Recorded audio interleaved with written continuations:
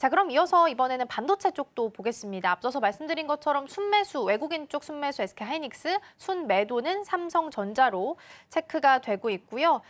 지금 양쪽이 일단 외국인 쪽에서는 이 두 종목을 좀 다르게 보고 있는 것 같습니다. 앞서서 코너에서 살펴봤던 것처럼 중국 공장에 반도체 장비 들어가는 거 이제 막겠다라는 이야기가 나오게 됐습니다. 근데 안 그래도 삼성이 SK하이닉스 대비 못 갔었는데 사실 중국 비중으로 따지면 삼성전자가 더 높잖아요. 그러면 그렇게 본다면 또다시 주가의 발목을 잡힐 만한 뉴스인지 여기서부터 좀 출발해 볼까요?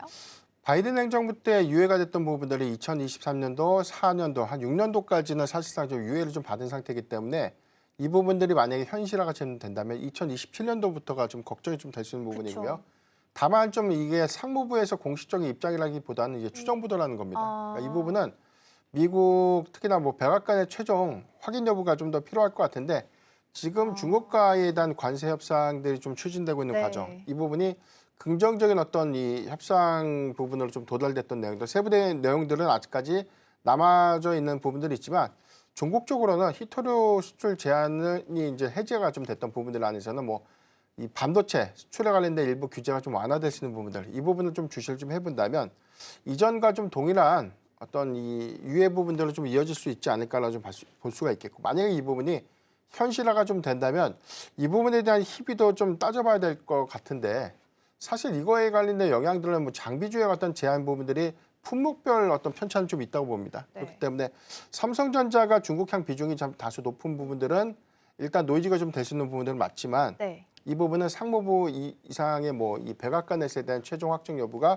더 중요한 지금 체크 포인트가 좀 되지 않을까.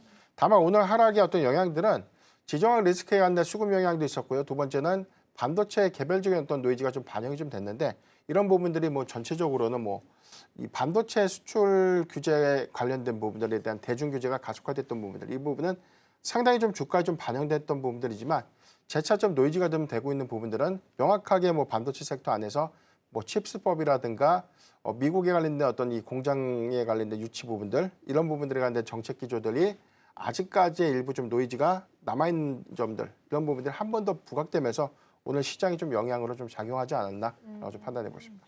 일단은 삼성전자가 중국 쪽 비중이 높은 건 맞기 때문에 노이즈는 있겠지만 관련된 뉴스는 일단 조금 더 확인을 해봐야 된다라는 말씀 주셨고요. 한국 시간으로 이번 주 목요일입니다. 26일 마이크론 실적 발표가 예정되어 있습니다. 반도체 풍향계로 불리는 만큼 여기서 어떤 실적이 나오는지에 따라서 주가 향방도 같이 체크해 보시면 좋지 않을까 싶습니다.